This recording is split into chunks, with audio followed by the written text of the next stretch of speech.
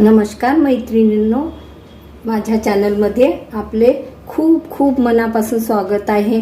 आज आपण वटपौर्णिमेला वडाची पूजा घरच्या घरी कशी करायची ते बघणार आहोत। चला तर मग बघूया कशी करायची ती। तर घरीच मी असं पाट टाकून घेतलेला आहे, त्यावरनं एक कापड टाकून घेतलेला आहे, जागा स्वच्छ करून रांगोळी काढलेली आहे खाली आणि इथे अगरबत्ती लावून घेतलेली आहे। आता आपण पूजेचं साहित्य बघून घेऊया काय काय घ्यायचं आहे ते। तर प्रथम अशी आरती करून घ्यायची आहे, कारण की आपण सर्व साहित्य आपल्या जवळ घेऊन घ्यायचं आहे, म्हणजे पूजेला छान व्यवस्थित पूजा करू शकतो। तर इथे मी एक दिवा प्रज्वलित करून घेतलेला आहे, हळद कुंकू घेतलेले आहे, अक्षता घेतलेल्या आहे आणि इथे दूध घेतलेला आहे।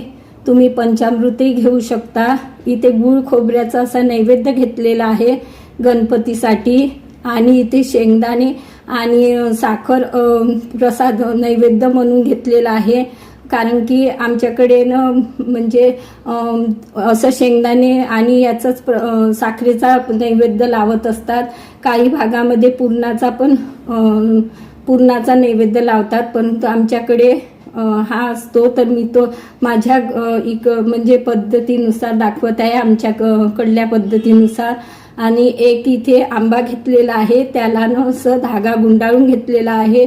एक कापड घेतलेला आहे, हळकंड, बदाम आणि ही खारक सुपारी घेतलेली आहे, फूल घेतलेला आहे आणि हे वस्त्र घेतलेलं आहे आणि असा हा पांढरा धागा घ्यायचा आहे। हा आपल्याला वडाच्या झाडाला गुंडाळायचा आहे आणि इथे कापूर घेतलेला आहे आणि हे असं पानाचा विडा घ्यायचा, त्यावरनं एक शिक्का ठेवलेला आहे आणि सुपारी ठेवलेली आहे। या पद्धतीने आरती तयार करायची आहे।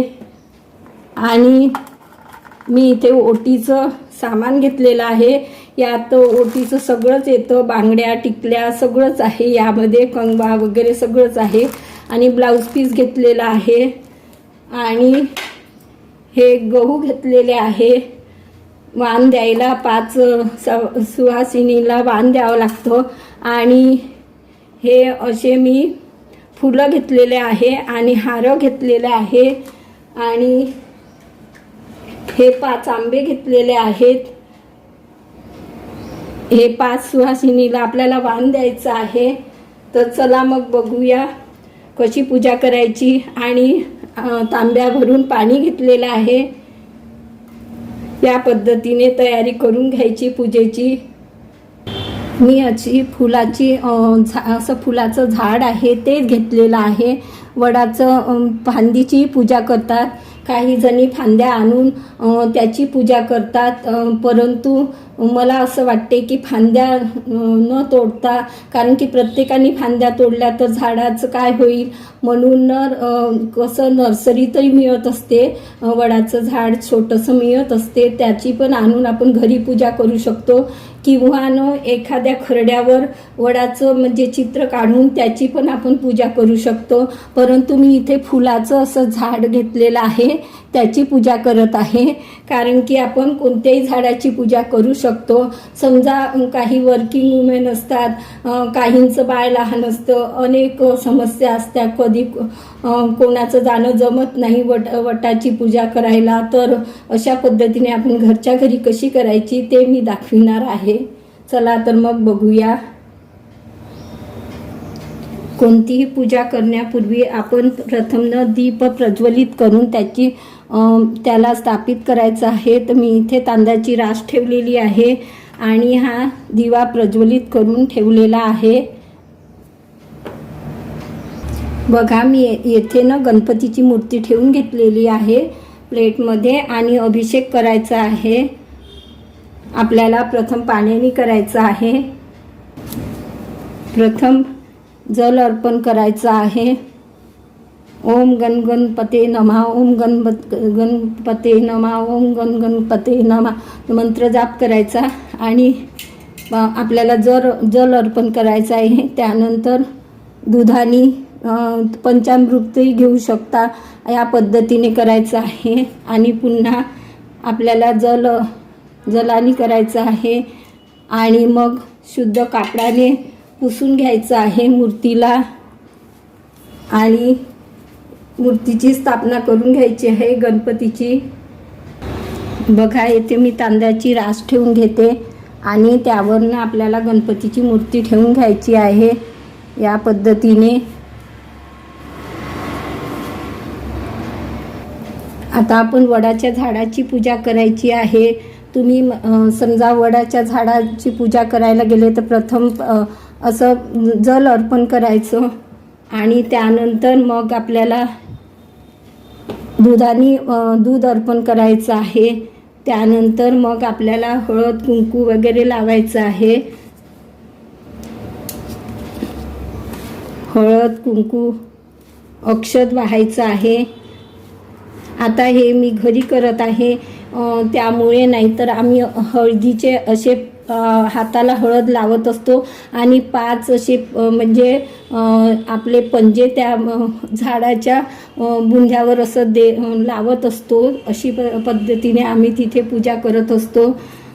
तर बघा आता मी इथे विड्याचं पान घेतलेलं आहे आणि त्यावरनं 1 रुपयाचा शिक्का ठेवायचा आहे, सुपारी ठेवायची आहे आणि हळकुंड ठेवायचा आहे आणि खारक आणि बदाम आणि हा आंबा असतो की नाही, हा पण आपल्याला इथे ठेवायचा आहे.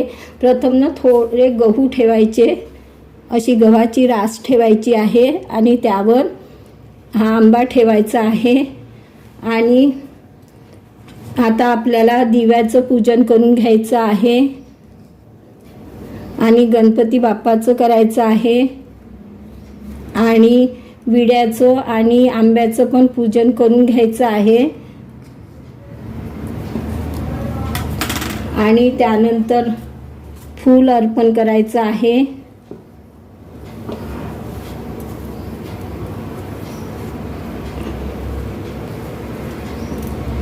आणि ही वस्त्र घेतलेली आहे आपण, ती झाडाला अर्पण करायची आहे.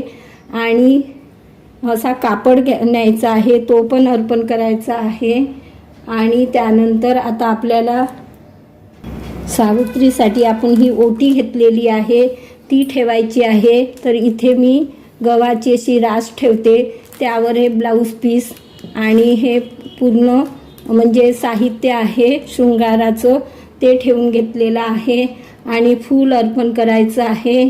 आणि झाडाला आपण हार नेला तर हार असा वाहून घ्यायचा आहे.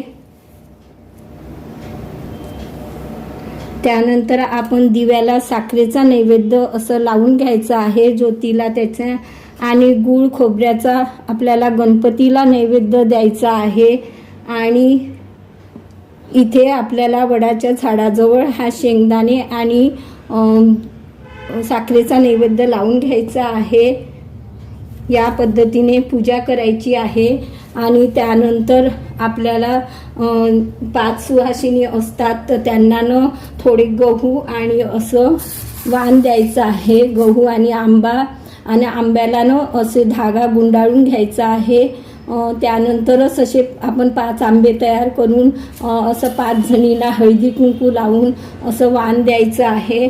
आणि मग शेवटी आपण छान आरती करायची, कापूर लावायचा, अगरबत्ती लावायची आणि नमस्कार करायचा, पूजा करायची. कशी वाटली तुम्हाला माझी साधी सोपी पूजा? तर कमेंट्स करून कळवा. सर्वांना वटपौर्णिमेच्या हार्दिक शुभेच्छा. पुन्हा भेटू नवीन व्हिडिओसोबत. तोपर्यंत मस्त राहा, खुश राहा, आनंदी राहा, हेल्दी राहा आणि नवीन नवीन पदार्थ बनवून खात राहा. धन्यवाद.